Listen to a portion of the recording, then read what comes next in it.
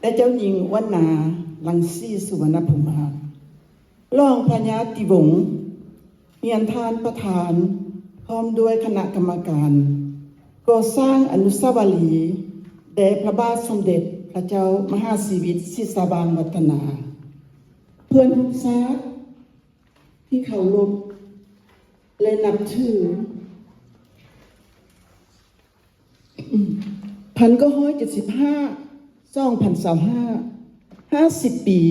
ที่ข้าพเจ้าได้จากบ้านเกิดเมืองนอนมาเป็นอพยพลาว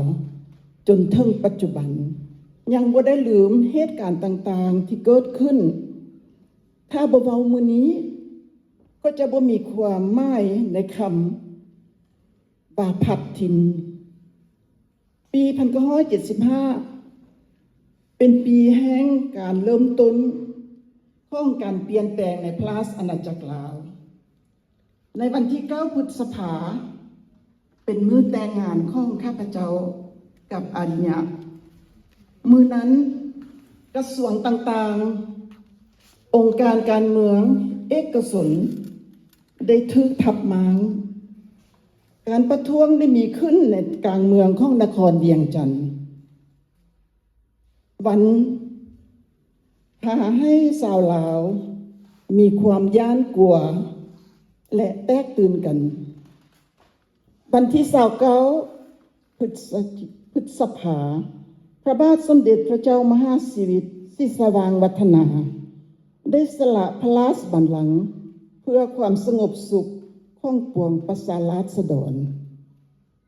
วันที่30 พฤศจิกายนสมเด็จองค์มงกุฎราชกุมารเจ้าฟ้าสายวงศ์สว่างได้เสด็จมาพระนครเวียงจันทร์และในวันที่2 ธันวาคมได้อ่านพระราชสารของพระบาทสมเด็จพระเจ้ามหาสีวิตว่าด้วยการสละบัลลังก์ของพระองค์ในกองประชุมบรรดาผู้ต่างหน้าประชาชนในมื้อนั้นเองพระองค์ได้กลายเป็นเสลยไปแล้วเป็นยังข้าพเจ้าต้องนี่โดยข้ามแม่น้ำโขงการตัดสินใจของอาริยะในเมื่อนั้นดำรงตำแหน่งเป็นหัวหน้ากลุ่มพิธีการแห่งพระบรมมหาราชวังได้พาให้ข้าพเจ้าวังเวบ่มีความรู้สึกอันใดเลยจะไปหรือจะอยู่เหมือนกับว่าหัวใจของข้าพเจ้าจะแตกสลายในคืนวันที่30 พฤศจิกายนวันที่1 ธันวาคมพวกข้าพเจ้าทั้งสอง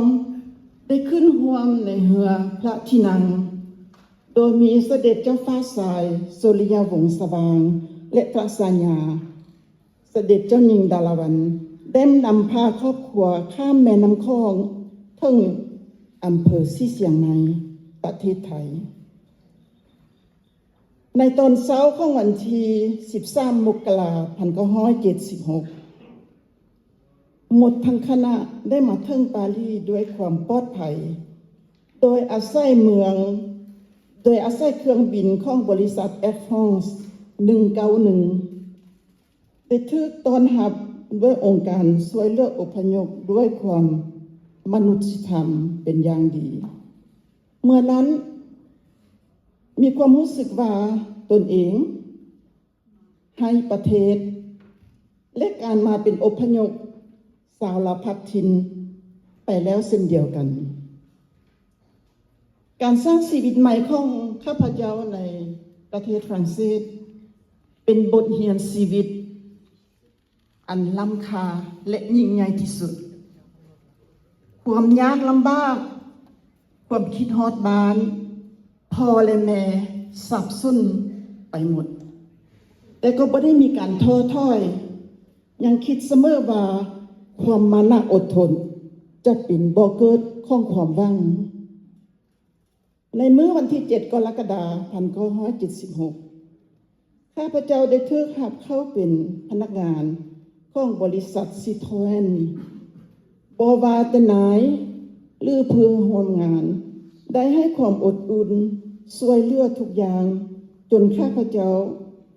ได้กินเบี้ยบำนาญในปี 2010 ข้าพเจ้าก็ได้มาเรียนรู้ถึงนิสัยและการประพฤติการอยู่กินสาวฝรั่งเศสที่มีจิตใจเพื่อแผ่ให้ความสวยเหลือซึ่งกันและกันคำว่าเสื้อชาติลาวของข้าพเจ้ายังมีอยู่หรือบ่ข้าพเจ้าขอตอบว่ายังมีเสมอบ่เปลี่ยนแปลงฮอดทุกวินาทีนี้แม้นจะอยู่ไกลแสนไกลจากพื้นแผ่นดินลาว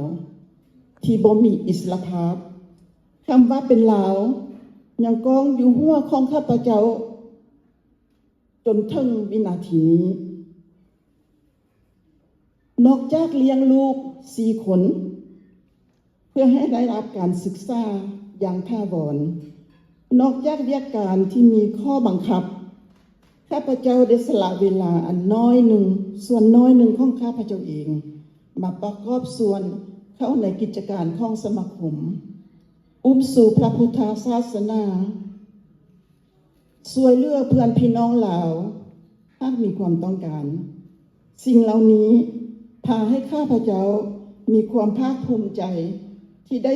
ใช้ชีวิตตนเองให้เป็นประโยชน์การมาอยู่ประเทศที่เจริญเหมือนกับทุกท่านเคยได้อยู่เมืองฝรั่งข้าพเจ้าได้มาเรียนรู้ทั้งความหมายอันลึกซึ้งของคำว่าอิสรภาพในความคิดในการคิดเขียนในการปากเว้าการสั้นจรไปมาคำว่ามีเอกภาพมีกฎหมายค้ำประกันสิทธิของพลเมืองมีความสามัคคีระหว่างเพื่อนพี่น้องร่วมชาติข้าพเจ้ามีความปรารถนาอันแห่งกาจอย่างเดียวมื้อนี้ต่อหน้าเพื่อนร่วมชาติของเฮาอยากให้คำควรนี้อิสรภาพเอกภาพความสามัคคีไปถึงพื้นแผ่นดินลาวและประชาชนลาวที่อยู่ไกลแสนไกลจากพวกเฮาอีกประการหนึ่งข้าพเจ้ามีความดีใจเป็นพิเศษที่เห็นพวกน้องมีน้ำใจมีความกล้าหาญมีความอดทนมีความเสียสละสืบต่อภารกิจหน้าที่ของความทรงจำและความเป็นลาวของพวกเราต่อไป Antes Royal